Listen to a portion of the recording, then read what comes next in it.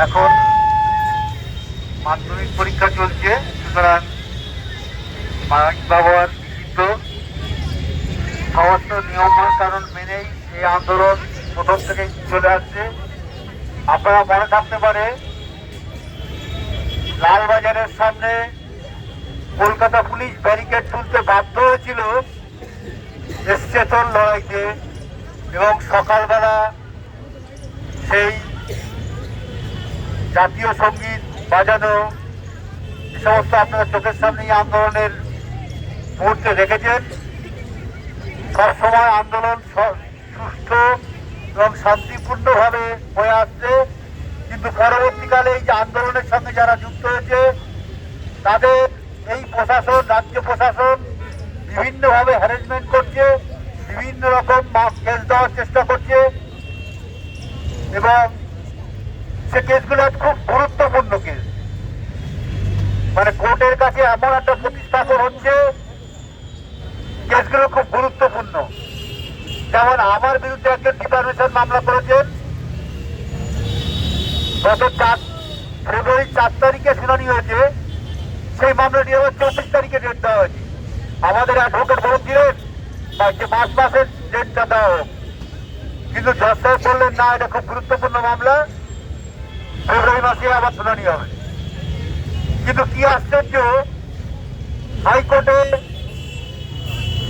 চিত্তঙ্কর 7 মাস মামলাটি শুনেছিলেন, তারপর কোনো রায় না দিয়ে তিনি ডিভিশন বেঞ্চে মামলাটি পাঠিয়ে দেন। এটা কি করে তিনি করলেন? বিচার ব্যবস্থার বিরুদ্ধে প্রশ্ন তোলা যায় না, এই যে ধারণা, সেটা আমরা মানুষের মধ্যে ভেঙে দেব। তিনি কি করে কোনো রায় না দিয়ে এই মামলাটা ডিভিশন বেঞ্চে পাঠিয়ে দিলেন, এবং ডিভিশন বেঞ্চে আজকে 6 মাস ধরে এই মামলার কোনো শুনানি হচ্ছে না। যেখানে বক্তব্য রাখান, যেখানে প্রথম দিন রায়ে আমাদের প্রধান বিচারপতি বলেছিলেন যে সিবিআই তদন্ত করবে এবং হাইকোর্ট এই মামলার মনিটরিং করবে। আজ এই 18 মাস ধরে এখানে একটি লোকও বলবেন না, যারা বিচার বিভাগের সাথে যুক্ত, বলতে পারবেন না যে কোর্ট কি মনিটরিং করেছে। কোর্টের কাছে কোনো জবাব নেই। সিবিআই তাকে স্ট্যাটাস রিপোর্ট দিয়েছে, বন্ধ খাবে, সেখানেও তার কোনো প্রতিফলন দেখা যায়নি। তাহলে বিচার ব্যবস্থা কি মনিটরিং করেছে? বিচার ব্যবস্থার মনিটরিং মানে সিবিআই যদি কোনো কাজ ঠিকঠাক মতো না করে, সিবিআই যদি সেই কাজ ঠিক মতন করে, সেটা দেখার। আজকে এত বড় একটা ঘটনা, মাত্র 22 মিনিটের সিসিটিভি ফুটেজ সিবিআই প্রকাশ করেছে। যারা সিসিটিভি ফুটেজ নষ্ট হয়ে গিয়ে থাকে বা সিবিআই যদি নাও পেয়ে থাকে, সিবিআই কিন্তু স্বীকার করেনি যে আমরা সিসিটিভি ফুটেজ পাইনি। সিবিআই বলেছে আমরা হার্ড ডিস্ক ফ্রিজ করেছি, তাতে 900 ঘন্টা সিসিটিভি ফুটেজ আছে, এবং এই বলে সন্দীপ ঘোষ এবং অভিজিৎ মন্ডলকে 2 বার তারা রিমান্ডে নিয়েছে জিজ্ঞাসাবাদ করার জন্য।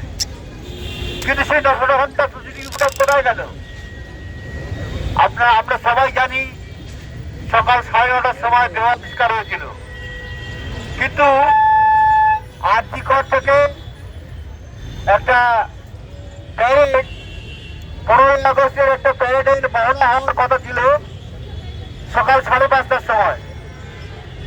কি কারণে হল না সেই মহড়া? আর যে অর্ডার স্বাস্থ্য দপ্তর বের করলো, সেই অর্ডার যে স্বাস্থ্য দপ্তরের রেকর্ড, সেই রেকর্ডে নেই কেন? তার মানে আমার মেয়ের যে হত্যা হয়েছে, সেই হত্যার সঙ্গে স্বাস্থ্য দপ্তর এবং আমাদের স্বাস্থ্যমন্ত্রী সরাসরি তার সঙ্গে যুক্ত। তাই তাকে এই ধামাচাপা দেওয়া, কভার আপ করার যে চেষ্টা এই রাজ্য সরকার প্রথম থেকে করে যাচ্ছে। আর একটা দুর্দান্ত ব্যাপার এই রাজ্য সরকারের, যখন কোনো মামলা নিয়ে বেশি উচ্চবাচ্য হয়, তখন সেই মামলাকে সিবিআইয়ের কাছে পাঠিয়ে দাও। তাহলে আমরা কেন্দ্রের দিকে আঙুল করে বলতে পারবো, কেন্দ্র তুমি বিচার দিচ্ছ না। তার বিরুদ্ধে আমরা প্রতিবাদ মিটিংও করতে পারবো। এই হচ্ছে আমাদের রাজ্য সরকারের প্রতিফলন। কিন্তু হাইকোর্টে 36 দুবার মেনশন হওয়ার পরেও সেই মামলা শুনানি হয় না, সেটাও এই রাজ্যে পশ্চিমবঙ্গের হাইকোর্টে। তারপরেও আমাদের মুখ্যমন্ত্রী যেদিন সঞ্জয় যাবজ্জীবন কারাদণ্ড হয়েছিল তখন তিনি বহরমপুরে দাঁড়িয়ে বলেছিলেন এই মামলা যদি পুলিশের কাছে থাকতো তাহলে আমরা ফাঁসি করিয়ে দিতাম। তার মানে কি? তার মানে নিম্ন আদালত সম্পূর্ণ আমাদের মুখ্যমন্ত্রী ও প্রশাসন তারা নিয়ন্ত্রণ করেন, এটাই তার প্রমাণ এবং প্রত্যক্ষ কথা তিনি বলেছেন। রাত্রি 2টো পর্যন্ত 9 আগস্ট 2024 তিনি বিনীত করের সঙ্গে যোগাযোগ রেখে চলেছিলেন এবং তার তৃণমূল নেতাদের সঙ্গে যোগাযোগ করে রেখে চলেছিলেন। কেন? তার জবাব কে দেবে? তার জবাব এই আমাদের মুখ্যমন্ত্রী মাননীয়কে দিতেই হবে। যারা আমার মেয়ের দেহ আর্জিকর থেকে ছিনিয়ে নিয়ে গ্রিন করেন্ট করে আমাদের বাড়িতে নিয়ে গেছিল, তারা খুব নিশ্চিন্তে আছে। নিশ্চিন্তে তাদের থাকতে দেবো না, তাদের ঘুম আমরা উড়িয়ে দেবো। আন্দোলন এবং আদালতের মাধ্যমে এই বিচার আমরা ছিনিয়ে এনে এই সমস্ত দুষ্কৃতীদের আমরা শাস্তি দেবই, এটা আমাদের প্রতিজ্ঞা। আজকে আমরা বিচার চাইছি, ন্যায় বিচার। সিবিআই এর কাছে ভরসা করছি, কিন্তু সিবিআই আমাদের কথা কোনো কর্ণপাত করছে না। 27শে ডিসেম্বর 2024 তারপর থেকে আমাদের আইও পরিযায়ী পাখির মতন যেদিন কোর্টে না আসলে চলবে না, সেদিন হাজির হন। কোর্টে শুধু হাজিরা দেন, এই তদন্তের ব্যাপারে কোনো রকম অগ্রগতি তিনি করেন না। স্ট্যাটাস রিপোর্ট শিয়ালদা কোর্টে দেন, কিন্তু সে স্ট্যাটাস রিপোর্টে কোনো মাথা মুন্ডু নেই।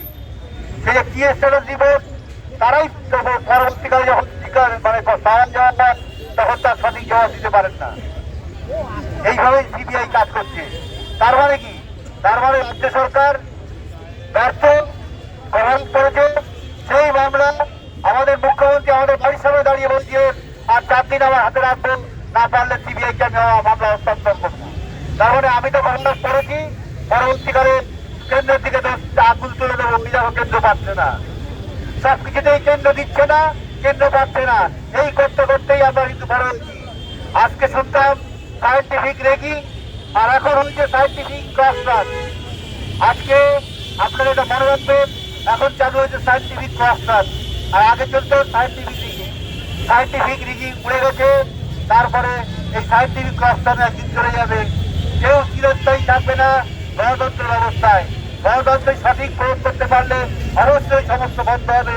এবং আপনারা যখন গণতন্ত্র অধিকার প্রয়োগ করবেন, বারবার একটি কথাই বলবো যে আপনারা নিজের চিন্তা ভাবনার প্রতিফলন অবশ্যই নির্বাচনের মধ্যে রাখবেন এবং নির্দিষ্ট জায়গায় নিজের অধিকার প্রয়োগ করে সুস্থ সমাজ তৈরি করার জন্য, ভবিষ্যতের প্রজন্মকে আর সুস্থ দেশ, সুস্থ রাজ্য উপহার দেওয়ার জন্য নির্বাচনে অংশগ্রহণ করবেন এবং 26-এর নির্বাচনে আপনাদের সুষ্ঠু মত, সুষ্ঠু সরকার তৈরি হবে এবং এই পশ্চিমবঙ্গ আবার পুরোনো ধর্মে ফিরে আসবে, এই আশা রেখে আপনাদের কাছে অনেক ধন্যবাদ জানিয়ে এই আন্দোলন আরো দীর্ঘজীবী করার জন্য আমার বক্তব্য শেষ করছি। এই মাটিতে ধর্ষকদের ঠাঁই নাই।